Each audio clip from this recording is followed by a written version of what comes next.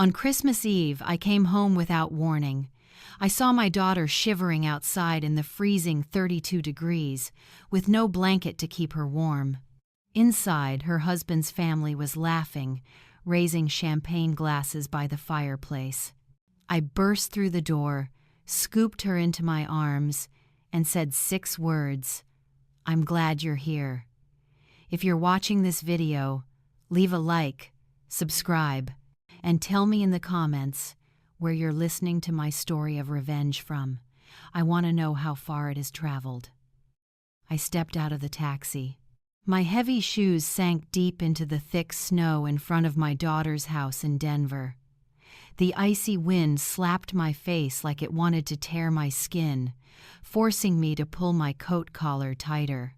After years as a taekwondo coach, I thought I was used to every kind of challenge, from the suffocating heat of the training hall to brutal winters. But the cold of this Christmas Eve still made me shiver. I stood there, staring at the brightly lit house, with a mix of excitement and dread. Tonight, I wanted to surprise Emily. I wanted to see her radiant smile when her mother showed up. The front yard was covered in snow, not a single footprint, as if no one had bothered to clear it. Through the big window, I saw the warm glow of the living room, where Christmas music was streaming from a Bluetooth speaker. Jingle Bell Rock, Emily's favorite song as a little girl, was filling the room. I moved closer, trying to peek inside. A long table draped in a bright red cloth stretched out before me, loaded with traditional dishes. A golden roast turkey, trays of cold cuts and cheeses, a bowl of apple salad with raisins catching the light, and glasses of red wine sparkling under the chandelier. The Walker family, Mark's family, was gathered in full. I recognized Robert, Mark's father, seated with an air of authority. Linda, his mother, holding a glass of wine with a smug smile, and Sarah, Mark's sister, laughing with her 2 kids. All of them were raising their glasses in a toast by the fire. But where was Emily? I frowned, searching harder, thinking maybe she was sitting quietly in a corner. I had pictured her laughing, chatting, clinging to me like she used to when she was little, begging me to keep telling her stories. Suddenly, I heard a faint sound, a soft whimper coming from the porch. I turned, and my heart stopped. In the dim light, beside a snow-covered poinsettia pot, Emily was curled up on an old wooden chair. She wore only a thin shirt, her frail shoulders trembling nonstop, her messy hair stuck to her forehead wet with melted snow. I rushed over, my heart pounding in my chest.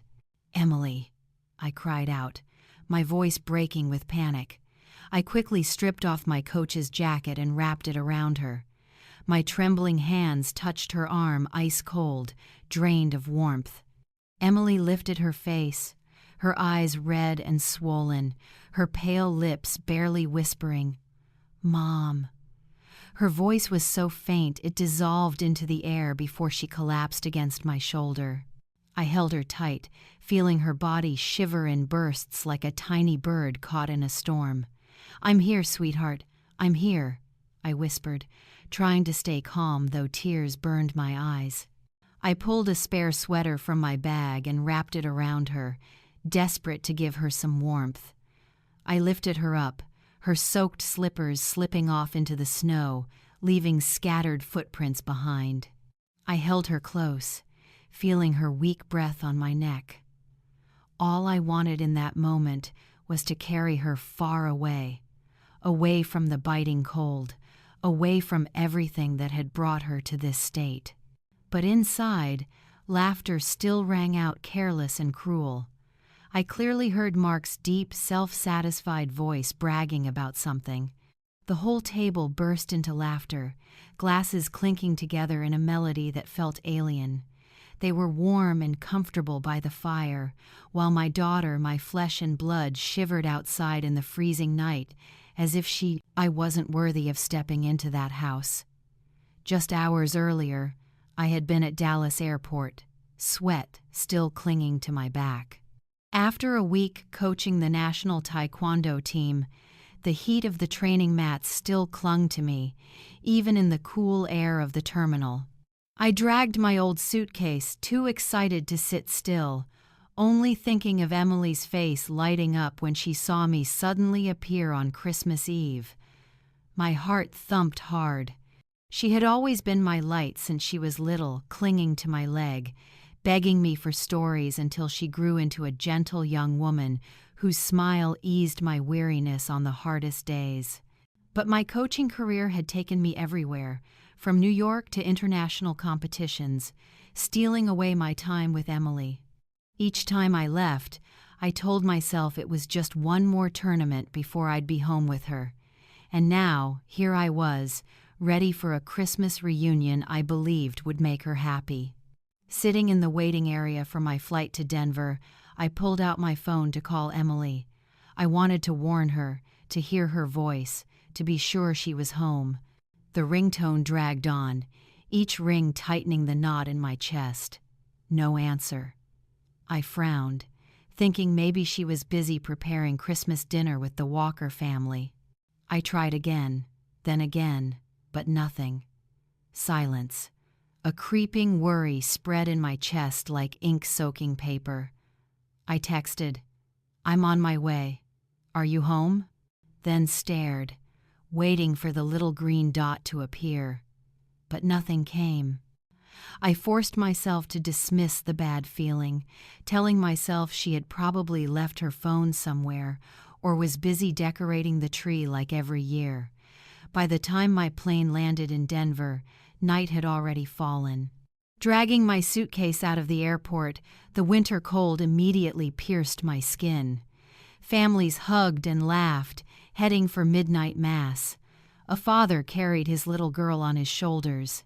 She held a candy cane and giggled happily. My throat tightened as I watched. I had once carried Emily. Like that. Once held her hand as we walked down streets glowing with Christmas lights. But now I was alone, dragging my heavy suitcase, leaving the airport in unbearable solitude. I flagged down a taxi and with a tired, raspy voice said, "Take me to number 12 Maple Street." Traffic was jammed, bundled up people streaming toward churches. I sat in the back seat, staring out at the warm lights spilling from houses along the road. Church bells tolled in the distance, blending with a choir singing Silent Night somewhere nearby. I smiled, picturing Emily in the kitchen, roasting the chicken she had learned to make from me. When the car stopped at a red light, I looked out and spotted a group of police officers directing traffic. I recognized Daniel, one of my former taekwondo students from the local sports school, tall, solid, serious in his uniform, but still carrying that gentle smile. I rolled down the window and called, "Daniel." He turned, his eyes lighting up in recognition. Daniel jogged toward me, his breath turning into white clouds in the icy air. "Miss Patricia, you're back," he said, adjusting his cap.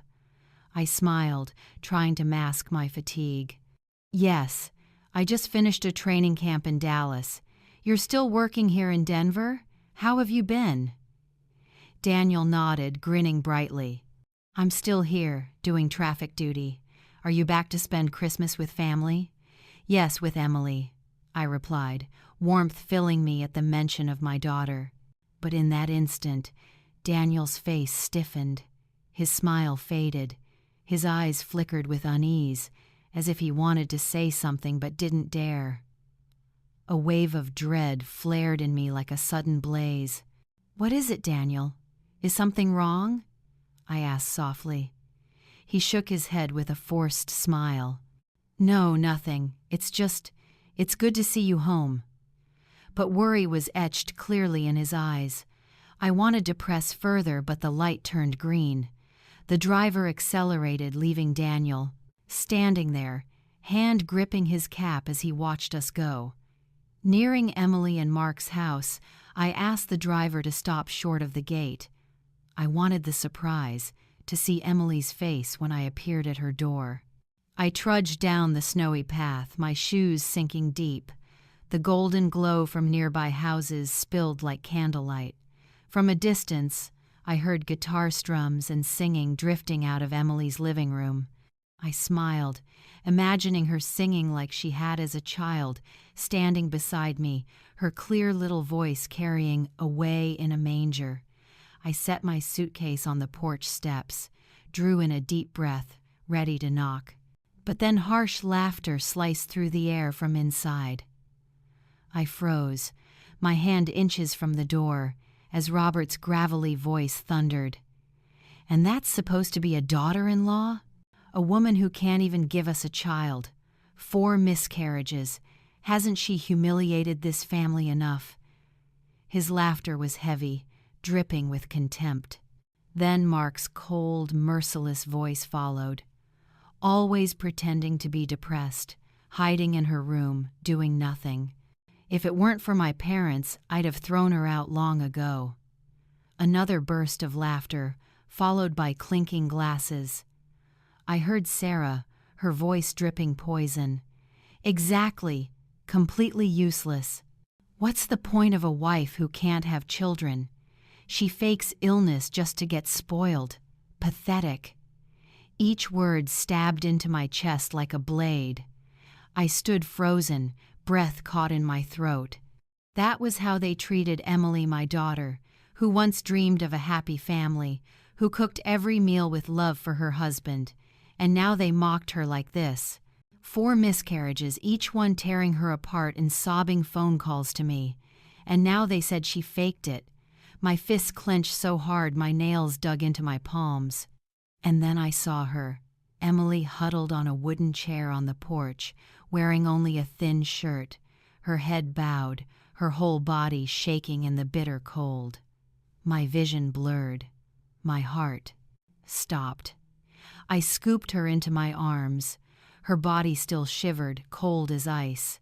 My hands trembled, not only from the bone-deep chill of Denver's snowy night, but from the rage blazing in my chest. Each step toward the Walker family's door felt like carrying 1,000 pounds, but I didn't stop. I pounded hard on the wooden door. The booming knocks drowned out the Christmas music inside. Jingle bells looped on repeat, mocking the agony I had just witnessed. No one answered.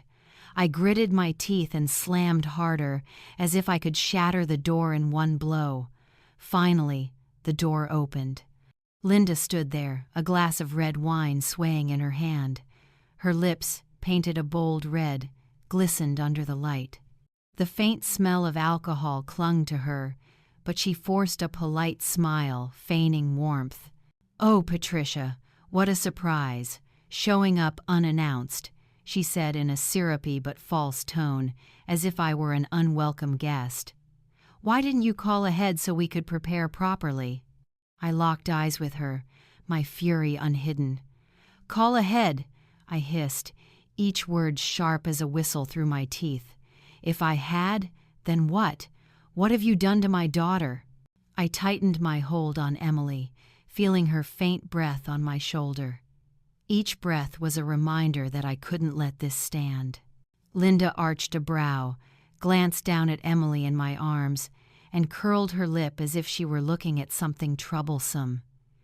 "She just went out for a little fresh air," she replied lightly, dripping disdain. "No need to make a scene. It's Christmas. Come in. Don't stand out there freezing." Those words slapped me harder than the wind.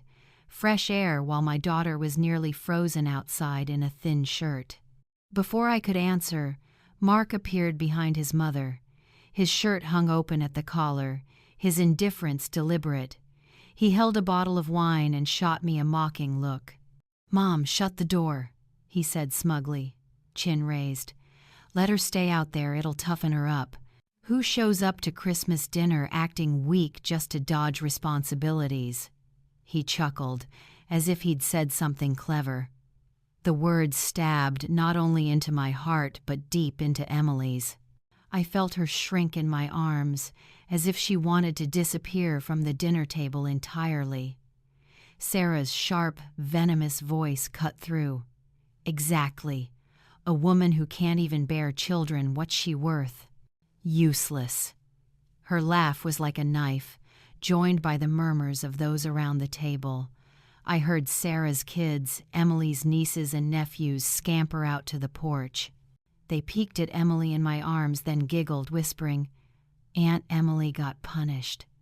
Their childish voices were innocent, but the words sprinkled salt into an open wound. My blood boiled. I shoved my shoulder into the door, then kicked it. It flew open with a crash, slamming against the wall, silencing the room. Linda's wine splashed, staining the expensive rug crimson. The Christmas music cut off abruptly, as if someone had pulled the plug. The living room air grew heavy, suffocating, like all the oxygen had been sucked out.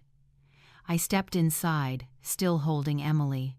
Each step left melting snow across the wooden floor marks of a fury that could not be erased. Every eye turned to me. Robert's face was cold and unreadable.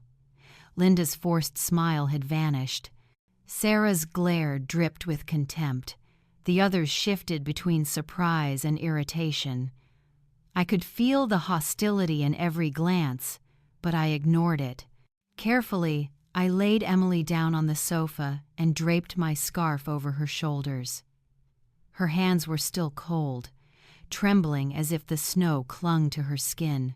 I knelt beside her, looking into her eyes, trying to pass her some strength, even as a storm of rage and grief roared inside me.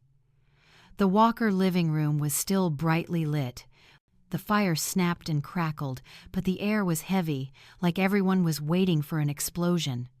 Mark stepped closer, his face flushed with alcohol, his eyes glittering with arrogance. His voice dropped low, cold but full of smug superiority, like a man who believed he owned everything. "You have no right to cause a scene in my house," he sneered, stressing the words, "my house," reminding me I was an outsider here. He stood tall, one hand on his hip, his shirt open at the collar, a gesture dripping with disdain. But I caught a flicker of unease in his eyes. He knew I wasn't easily broken. I shot to my feet, pointed straight at him, my voice shaking with fury. "No, right? And what about you? Do you have the right to throw my daughter out into the cold, nearly freezing her to death?" My blood boiled, words spilling from my chest. "Is that what you call a husband? Is that what you call family?" I looked around the table at plates still steaming, glasses of wine glittering like they were mocking Emily's pain. Robert slowly rose from the head of the table, adjusted his suit jacket, and spoke in a deep, authoritative voice. "Enough, Patricia. This is a family matter. A woman who cannot give birth must learn to endure. It's tradition." His words fell like a hammer, cold, merciless. I stared back at him, seeing the arrogance of a man used to control, a man who had once been a judge. But today, he had chosen the wrong opponent. I glanced at the table where the turkey still gave off its rich aroma, where desserts were neatly stacked, where wine glistened under the light. Then I looked at Emily, still shivering on the sofa, her stomach growling faintly in silent protest. I couldn't hold back any longer. My voice cut through the room, sharp as ice. "This is your celebration? While my daughter sat outside in 32 degrees with no coat, no food, you call that tradition? You call that humanity?" Linda shrugged, lips curling in a cold smile, as if I were exaggerating. "It's nothing. A woman without children. Feeding her is a waste," she said, her voice light but dripping with scorn. She raised her glass, sipping as if to prove how little she cared about my feelings or Emily's. Sarah chimed in from the table, her tone acidic, sprinkling salt into wounds. "My sister always uses depression as an excuse to avoid responsibility, Has she cooked a single decent meal for this family all year? All she does is lie around, whining and bothering everyone. She tilted her head, sneering, as if Emily were nothing but a burden to the Walkers. The murmurs around the table swelled. Some shook their heads, others chuckled, backing the cruelty. I heard it all, every sideways glance, every scoff, each one carving deeper into my chest. I wanted to flip the table, demand justice for my daughter. But then a faint voice rose from the sofa. Emily, my child, had woken. She tried to sit up, her trembling hands gripping the couch's edge. Her voice was thin, almost vanishing. "Mom, I'm so tired. Nobody understands me." Her words were drowned out by Mark's shout. "Shut up! Enough! You've humiliated me long enough!" He strode toward Emily, his icy gaze aiming to crush what little strength she had left.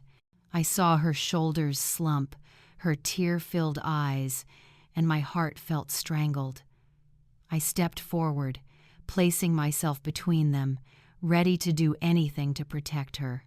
Memories of Emily crashed over me like an avalanche. I remembered the nights she sobbed on the phone after losing her first baby, then the second, the third, the fourth. Each miscarriage shattered her soul into pieces. She had once been a gentle girl who dreamed of a warm home, of family dinners with her husband and children. But the relentless pain dragged her into the depths of depression. I had tried to be there, even if only through phone calls from afar, but I never imagined the Walkers, the people I trusted, would treat her like this. Mark, the son-in-law I once thought decent, had revealed his true face. A man who tormented invisibly, leaving my daughter in the cold, treating her like garbage. I nearly lost my mind.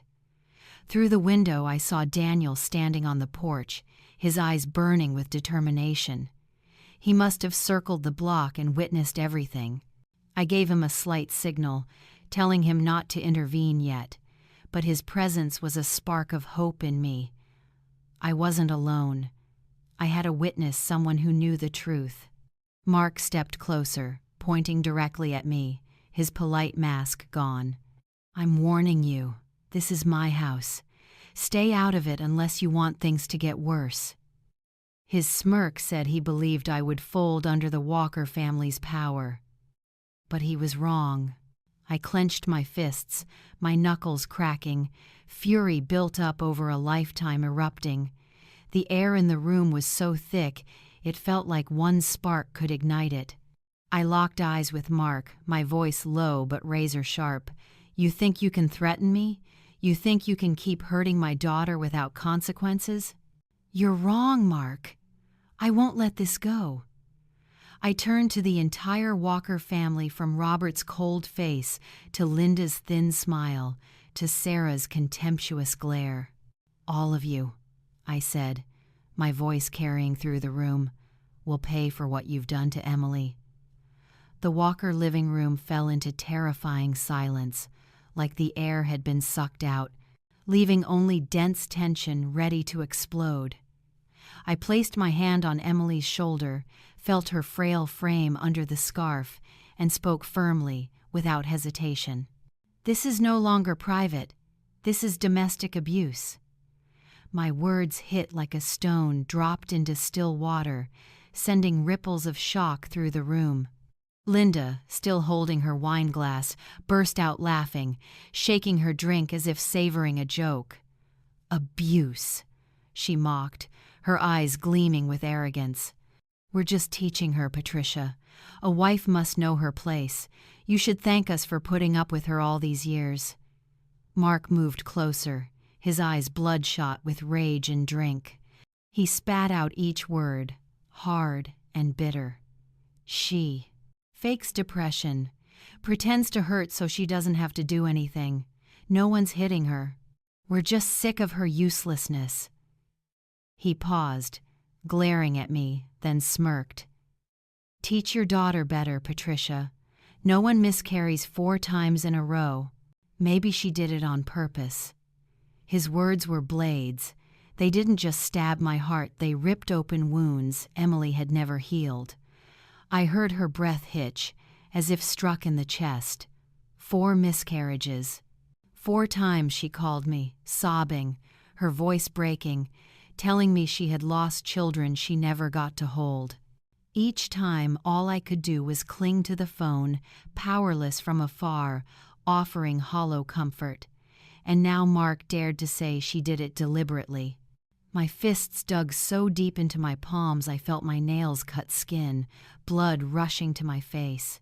He had crossed the line. I couldn't bear it another second. I pulled my phone from my coat pocket, my hand trembling but quick as I dialed the nearest police station.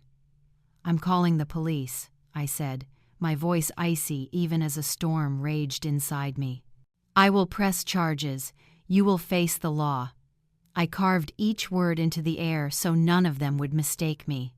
Mark froze. The bottle slipped from his hand, clattering on the wooden floor. Red wine spread across the expensive rug. He looked at me, fear flickering behind his arrogance. "You wouldn't dare," he shouted, but his voice shook, as if he hadn't expected me to go this far. Robert, who had been silently watching with his frigid face, stepped forward, straightening his tie, his deep, gravelly voice booming with authority. "You don't know who you're challenging, Patricia.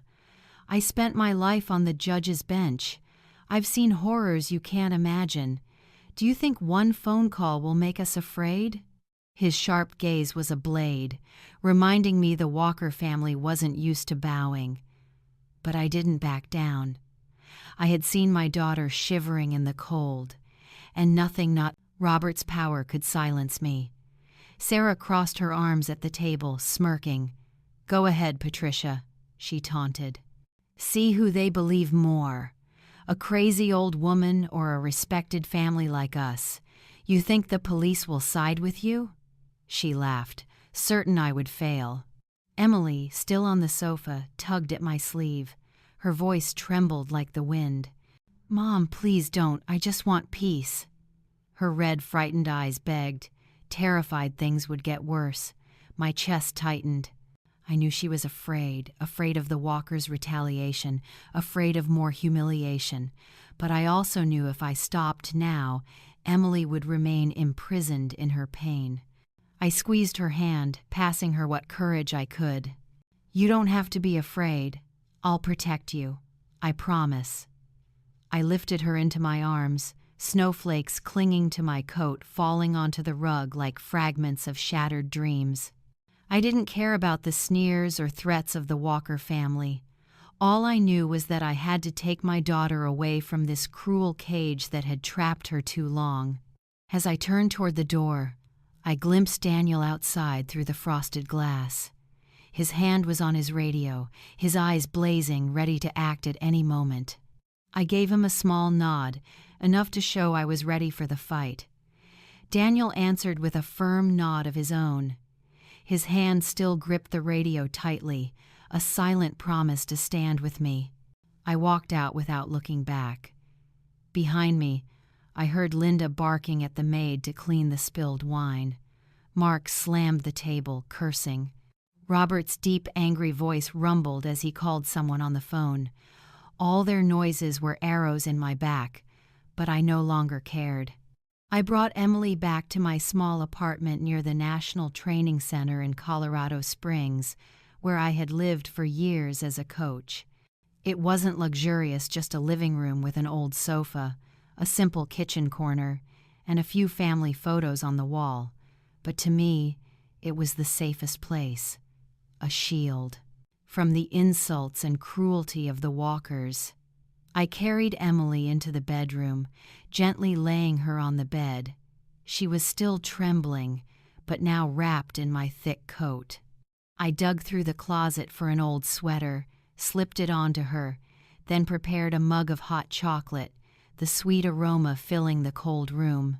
"Drink, sweetheart," I whispered, placing the cup in her hands. But she only stared down, her eyes empty, as if she didn't believe she deserved even a little warmth. My phone rang, cutting through my thoughts. It was Daniel. His steady, deep voice came across the line. "Mrs. Patricia, I just filed the initial report at the station, but I don't think the Walker family will let this go. They have power, you know that. I'm ready to testify if needed." I could hear the determination in his voice, like a flame that never goes out. Daniel, the student who once stood in my training hall with bright eyes, was now beside me in a different kind of fight. "Help me prepare, Daniel," I answered simply, full of gratitude. "This may be a long battle," he replied with only one sentence. "I understand, teacher. I'll be here." The next morning, I took Emily to see a psychologist downtown. Dr. Reynolds, an older woman with kind eyes, welcomed us into a warm office. After speaking with Emily, she turned to me, her voice low and heavy. "She's suffering from severe depression, Mrs. Patricia. 4 miscarriages combined with constant humiliation from her husband's family have left her with no self-worth. She needs rest, treatment, and most of all, safety." I nodded, my chest tightening. I had known Emily wasn't well, but hearing the doctor say it was like another knife driven into me. I looked at my daughter curled on the chair, hands clasped tight, and blamed myself for not being there sooner. That afternoon, Daniel stopped by the apartment. He was in plain clothes, not his police uniform, carrying a bag of fruit and a few old cookbooks. He set them in front of Emily and spoke carefully. "I know you love cooking. I thought if you start again with something simple, like custard or noodle soup, it might help." His voice was gentle, but his eyes betrayed his worry. Emily lowered her head, clutching her shirt, and whispered, "Thank you, but I don't believe I can do anything anymore." Her words pierced me like a needle. Daniel's face fell, but he didn't press her, he just nodded quietly. He left the bag on the table, then turned to me. "Mrs. Patricia, if you need anything, just say the word. I'll help." That night, after Emily had gone to sleep, I sat alone in the kitchen, the yellow light spilling across piles of paperwork. I heard a sound outside, then a thick envelope slid under the door silent, like an invisible threat. I opened it. Inside was a sheet of paper scrawled with a warning. "Do not challenge the Walker family unless you want to meet the same tragic fate as your daughter. Give up." My blood boiled as I read. I crushed the paper in my fist and hurled it into the trash. The sharp sound broke the silence. That threat didn't scare me, it only made me stronger. They thought I would back down. They were wrong. That very night, I began gathering every receipt from the money I had sent Emily over the years. Bank slips, text messages full of words of love. Each one proof that I had always tried to support her, even if Mark and his family squandered it all. Each paper was a memory. Times when Emily called me, her voice trembling, asking to buy something for the house, only for Mark to dismiss her, saying it wasn't necessary. I gripped the pen so hard it nearly snapped. I had once trusted Mark. I thought he would care for my daughter. But to him, Emily was only a tool, and when she no longer served a purpose, he discarded her without hesitation. Near midnight, Emily woke and shuffled out on shaky legs. She saw me sitting among the papers, my face tired but full of worry. "Mom," she whispered, her voice breaking, "I'm scared. I'm scared of what they'll do to you." I lifted my head, met her red, swollen eyes, and felt my heart twist. I rose, walked to her, and wrapped her in my arms, holding her frail body close. "You don't need to be afraid," I said firmly, even as my own insides were in turmoil. "From now on, I'll be the one protecting you. I promise." I tucked Emily back into bed and stayed until she fell asleep, but I couldn't rest. I returned to the kitchen table, continued sorting papers, making lists of what needed to be done. I called an old lawyer friend, someone who had once helped me with a case involving the Taekwondo team. He promised to review the case but warned me, "The Walker family has influence in Denver, Mrs. Patricia. They know people in the courts. You must prepare for a long fight." I nodded, though he couldn't see me. "I know," I replied, "but I won't stop." The weeks of preparing files passed like an endless nightmare. Each night, under the yellow glow of the kitchen light, I turned page after page, every money transfer receipt, every medical report of Emily's.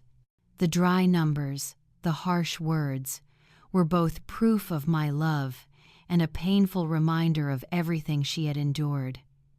Finally, the first day of trial arrived. It felt like stepping onto a Taekwondo mat. Emily and I walked into the Denver courthouse. The morning chill cut through my thick coat. My hand gripped hers, her cold fingers trembling in my palm. Her eyes were red, dark circles etched deep from sleepless nights. She kept her head down, as if hiding from every stare. I straightened my back, determined to be her anchor, though I was just as shaken inside. "I'm here," I whispered, squeezing her hand gently. She nodded weakly, but her empty eyes revealed a resignation long settled. The Walker family had arrived early. Mark wore a gray suit, looking self-assured like an attorney. Before the session began, he sat down, adjusted his tie, and cast us a look of contempt. Beside him was Robert, his father, moving slowly but with an icy, cutting gaze. He smiled confidently, as if he already knew the outcome. In the family section, Linda and Sarah sat in elegant outfits, whispering occasionally, their eyes darting toward us. I could feel hostility in every gesture, but I forced myself to remain calm, reminding myself this battle was not mine, it was Emily's. Daniel was there too, seated in uniform in the audience. He gave me a slight nod, his steady gaze a promise that he would never abandon us.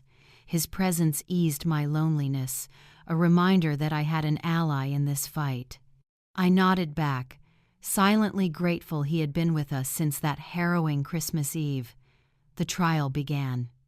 My lawyer, Mr. Miller, stood and presented the evidence clearly. He laid out the money transfers I had made to Emily over the years, proof I had always supported her, even if much of it ended up in Mark's hands. He also submitted Emily's medical records with detailed notes from her psychologist documenting her depression. After 4 miscarriages and constant humiliation from her in-laws, Emily has suffered not only physical harm but severe psychological trauma, Miller said, his voice heavy with emotion. They treated her like a stranger in her own home. I looked at Emily, her head bowed, her hands clenched, fighting to hold in her pain. I longed to stand and hold her, but I knew I had to stay strong and let our lawyer speak. When the Walkers' young attorneys rose, I felt the weight of injustice creep into the room. One of them, dressed in a sleek black suit, spoke forcefully. "Emily only pretends to be sick for sympathy. The Walker family gave her everything, a home, food, all her needs. Yet she never fulfilled her duties as a wife." The words struck me like a slap. Pretending to be sick.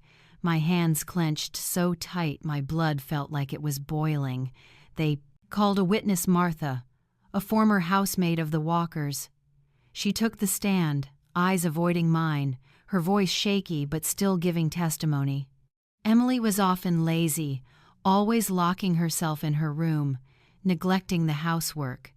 I had to do everything from cooking to cleaning. I couldn't believe what I was hearing. Emily, who once cooked every meal with care, who baked custard for the whole family, now being branded as lazy. I shot to my feet, unable to hold back. "That's a lie. Emily was never like that." But the middle-aged judge, stern-faced, banged his gavel and said coldly, "Order in the court." "This is a courtroom." I sank back down, my heart racing, struggling to breathe. I looked at Robert. He smirked faintly, arrogant, then gave the judge a slight nod. The invisible string between them chilled me. Something was wrong. I could feel it in my bones. They had prepared all of this, and I was just another piece on their chessboard. Emily sat hunched, her trembling hands gripping the edge of the chair. I saw Daniel in the back row, his jaw tight, his fists clenched, barely holding back his anger. Miller pressed on, his voice firm. "We have a crucial piece of evidence, the Christmas Eve recording, which clearly captures the verbal abuse and psychological torment inflicted on Emily by the Walker family." He played the recording Daniel had secretly made. Mark's voice rang out, cold and cruel. "She only fakes depression to avoid responsibility." Then Linda's voice. "A woman who can't bear children is useless, even if she's fed." And Sarah's bitter sneer, "She can't even give birth." The courtroom fell silent, broken only by hushed murmurs. I looked at Emily, shrinking back, those words slicing into her heart again. But immediately, the Walkers' attorney rose to object. "This recording is inadmissible. It was made without consent, a violation of privacy." The judge nodded, his tone flat.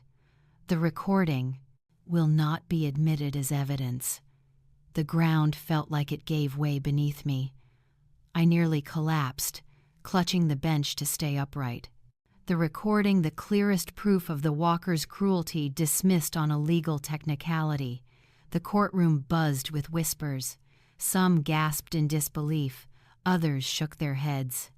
I looked at Daniel, his head bowed, fists trembling on his knees. Emily buried her face in her hands, her shoulders quaking as she fought to hold back tears. I wanted to scream, to storm the bench, to demand justice. But I knew in this place, justice wasn't ours. Robert sat calmly, smugly, as if he had foreseen it all. I squeezed Emily's hand, trying to pass her strength, though inside I felt myself breaking. After a week of grueling proceedings, the day of judgment finally came. I sat in the Denver courtroom, my hand clutching Emily's, feeling her icy fingers trembling. All week I had forced myself to stay steady, but every night back in our small apartment, my heart grew heavier with worry and helplessness. Emily sat beside me, her eyes red from endless sleepless nights, her face pale as if her life had been drained away. I squeezed her hand, willing her to find courage, though I too was trembling. In front of us, Mark strode into the courtroom with arrogant ease, adjusting his tie like it was just another day. Linda, his mother, smoothed her dress and sat tall. Her dark red lips curved in a confident smile, as if she already knew the verdict. Sarah sat beside her, dressed in gaudy clothes, her eyes burning with disdain. Robert stood behind Mark, imposing, his sharp gaze reminding everyone that the Walker family always held control. Daniel sat in the gallery, still in uniform. His eyes were steady but shadowed with worry. He gave me a quiet nod, a silent promise that he would be there, no matter what happened. I answered with a grateful glance, realizing his presence made me feel less alone. But when the judge, a middle-aged man with an expressionless face, entered, a chill ran down my spine. The air grew heavy, as if everyone were bracing for an unavoidable verdict. His voice rang out, dry and firm. "The court grants the petition for divorce filed by the plaintiff, Emily Walker, against the defendant, Mark Walker." Those words flickered like a spark of hope inside me. Emily burst into tears, silent streams rolling down her face. I squeezed her hand, signaling her to stay calm and listen. Divorce, that was what I wanted for Emily, so she could finally escape the cruel cage of the Walker family. But I knew this ruling was far from the end. The judge continued, his tone flat, as if reading from a report. However, the court does not recognize the claim of domestic violence due to insufficient admissible evidence. Regarding property, since Mark Walker contributed more to maintaining the marriage, the court awards the majority of the marital assets to him. The words slammed into my chest like a hammer. My breath caught in my throat. Not recognizing domestic violence. Lack of evidence. I thought of the Christmas Eve recording. I thought of Mark's vicious words, Linda's, Sarah's, but all of it thrown out on a legal technicality. I thought of Emily's medical records, of the bank transfers all twisted by the Walkers' lawyers into evidence against us. And then I understood. Robert, with his history as a judge and his deep ties within the legal system. I looked at him, saw the faint bow of his head, the smug smile still lingering on his lips. It had all been arranged. They manipulated the verdict, and Emily and I, we were nothing but pawns in their game. I could no longer hold it in. I shot to my feet, my voice breaking with rage and pain. This is too unjust. This is not justice. My shout echoed through the courtroom, silencing everyone. Emily clutched my hand, her eyes wide with fear, but I couldn't stop. You all saw how they treated my daughter. You heard what she endured. And yet you dare say there was no abuse, and you dare strip everything from her. A police officer stepped forward, his voice clipped. Ma'am, please sit down. If not, I'll have to escort you out. I looked at him, then at the judge, but the man remained seated, his face blank, as though my words carried no weight. I sank back into my chair, my hands trembling, feeling as though the world had crumbled beneath my feet. Mark turned, looking straight at me, and smirked. He adjusted his tie as if he had just secured a grand victory. Linda and Sarah nudged each other, giggling loud enough for me to hear. That laughter cut into me like a blade. Robert gave a slight nod, his calm eyes making it clear this case was just one more instance of his interference. I stared at them all, one by one, my blood boiling. They hadn't only stolen Emily's justice, they had shattered my faith in a system I once believed was fair. Emily hid her face in her hands, her body shaking. The sound of her muffled sobs ripped through me. I wanted to hold her, to promise everything would be fine, but no words could escape my throat. The judge's words still echoed in my mind like a sentence handed down not only to Emily, but to me. From the back row, Daniel suddenly rose, his eyes locked on the Walker family. I saw the veins stand out on his arm, his fist clenched tight as though holding back an eruption of fury. I gestured for him to calm down, though inside I too wanted to scream, to smash apart that courtroom. The judge struck his gavel, his voice booming. Court is adjourned. You may leave. The gavel's fall was meant as an ending, but to me, it was the beginning of a new kind of pain. People began to stand, papers rustling, whispers rising. But I stayed where I was, clutching Emily in my arms. Her shoulders shook with each sob, her cries tearing at my insides. I wanted to soothe her, but my throat was locked, words meaningless against such pain. The unjust ruling. I hadn't just taken Emily's property. It had stripped away the last of my faith in the system I once thought would protect her. Mark strolled toward me, smug in his triumph. He leaned close to my ear, whispering with bitter mockery, "See, Patricia, I told you, don't fight me. You're just a useless old woman," he sneered. eyes shining with victory, then turned his back on us as if Emily and I were worthless. His words only poured fuel onto the fire blazing inside me. My blood surged to my head. My fists clenched so tight the veins bulged, my body strung taut like a bow, ready to snap. I wanted to lunge at him, to drive my fist into that arrogant face. Years of teaching Taekwondo had taught me restraint, but in that instant, every barrier inside me crumbled. I stepped forward, my heart pounding like a drum. I was ready to do something I knew I would regret. But Daniel suddenly rushed in, placing himself between us. His eyes blazed, his lips pressed tight, his fists coiled, ready to strike Mark instead. I saw in him the same fury burning in me. The courtroom erupted in whispers. Are they about to fight? A cop hitting someone in court? Phones came out. Camera flashes lit up, freezing the tension in a storm of light. I saw a reporter in the corner, camera raised, his eyes gleaming at the scent of scandal. Mark turned to see Daniel. For a split second he flinched, but quickly masked it with a smirk. If you touch me, I'll ruin you. Who do you think you are? You're nothing but a low-rank cop. He stepped closer, baiting him. Certain Daniel wouldn't dare. I saw Daniel's fists tremble, his breath coming fast, his eyes blood red.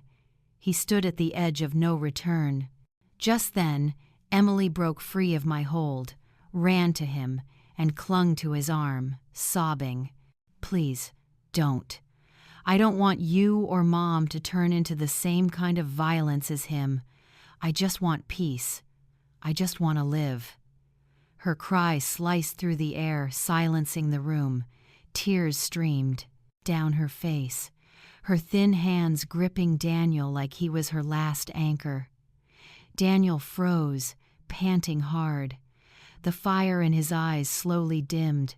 His fists remained tight for a few seconds, then gradually loosened, falling to his side. He bowed his head, lips pressed shut, forcing the fury down. Camera shutters snapped, flashes spilling across the room, capturing Emily clinging to Daniel, facing Mark's smug grin. Some in the gallery, strangers with no stake in this fight, began to cry. Quiet sobs filled the air, as if Emily's pain had pierced them too. I looked around and saw an elderly woman wiping her eyes, a middle-aged man shaking his head sadly, but the walkers remained unmoved. Linda and Sarah whispered to each other, their lips curling in cold smiles. Robert, looming with his air of authority, gave a slight nod as if everything was still under his control. The judge struck his gavel again. His voice rang out cold. Order. Any further disruption, and I'll have the guards remove you all. His words snapped the room back to reality. I stepped forward and pulled Emily into my arms. She was still crying, trembling in my embrace like a lost child. Daniel stood beside us, his head bowed, his lips tight, as if blaming himself for not being able to do more. I placed my hand on his shoulder, nodding gently to tell him I understood, that I was grateful he was here. Mark straightened his tie, then strode out, each step dripping with victory. Linda and Sarah followed, their chilling laughter echoing like knives in my chest. The courtroom emptied until only the three of us remained, 3 souls bound by the same bitterness lodged in our throats. I held Emily tighter, feeling her faint breath against my shoulder.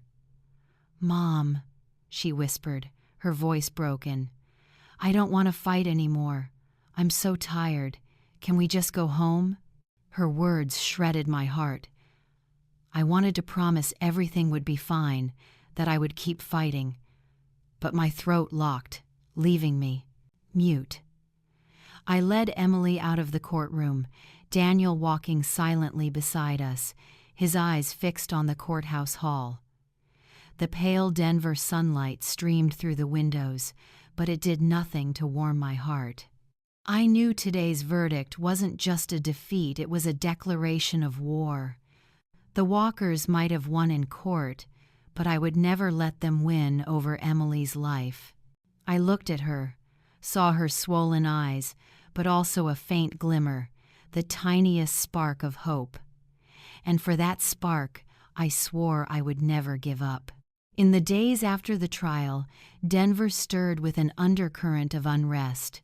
Local newspapers began to cover the story. Bold headlines splashed across front pages. The Walker case, justice bought and sold. My heart pounded as I read, as though hearing our pain shouted aloud. On social media, the video of Emily clinging to Daniel in court spread like wildfire. The image of my daughter, red-eyed and pleading with him not to become violent, touched thousands of hearts. The comments overflowed with outrage. The Walkers think they can control everything. Emily deserves so much better. I sat in our small apartment reading those words and felt a small measure of comfort. The courts had turned their back, but the community's voice stood with Emily. The Walkers, though victorious on paper, began to pay for it. I heard whispers among Robert's former colleagues, rumors spreading that he had bent justice with his influence. Mark earned the nickname the Lawyer of Injustice, mocked across forums and discussions. The proud reputation of their family began to crumble like a sandcastle before the tide. I didn't feel triumph, only a faint sense of fairness, not from the court, but from the people. I brought Emily home with me to our small apartment, where the only light was the warm yellow glow of lamps and the family photos on the wall. Each morning I rose early to make her breakfast. Sometimes pancakes with syrup, sometimes just fried eggs, with toast. Emily would slowly take her seat, wrap her hands around a warm cup of tea, and gaze out the window where Denver's pale sunlight slipped over the rooftops. At times, I saw tears slide silently down her cheeks like drops of rain, but I knew, slowly, she was healing. Each day she spoke a little more. Her eyes no longer held the same emptiness. I didn't push her, I simply stayed near, as a mother always ready to shield her child from every storm. Daniel became an important part of our lives. He often stopped by, sometimes with a small bouquet, other times with pastries from the corner bakery. Each visit seemed to light Emily up, as if his presence were medicine for her soul. One afternoon, Daniel shyly handed Emily a small box. Inside was a keychain shaped like a taekwondo uniform, the same symbol I had once taught him and so many other students. "You don't need to be strong all at once," Daniel said softly but firmly. "But you can start again, little by little, just like Patricia did." Emily held the keychain, stunned, her eyes shimmering with emotion. She bit her lip as if holding back tears, then gave a small nod. "Thank you," she whispered, her voice soft but full of feeling. I watched them from a distance, quietly relieved, as though a weight had been lifted from my shoulders. For so many years, Emily had been belittled, dismissed as useless. But now, someone finally saw her true worth, valued her not for what she could do, but simply for who she was. I turned away, discreetly wiping the tears sliding down my cheek, not wanting Emily to see my weakness. One evening, as the golden light of sunset filled the apartment, Emily sat across from Daniel on the sofa. Her head was bowed, her hands twisted nervously in her sweater, her voice trembling. "Daniel, I may never be able to have children, if that disappoints you." She trailed off, as if afraid the words would shatter everything. I stood in the kitchen pretending to wash dishes, but my heart nearly stopped, waiting for Daniel's reply. He smiled, a gentle but resolute smile. He took Emily's hand, looked straight into her eyes, and said, "I don't need that, Emily. Just having you means I already have a family." Those words were like a warm breeze melting the chill that still lingered in my heart. My throat tightened, my vision blurred with tears. For years, Emily had been humiliated, branded a failed wife simply because she couldn't bear children. But now, someone told her she was enough, that she was worthy of love simply for being herself.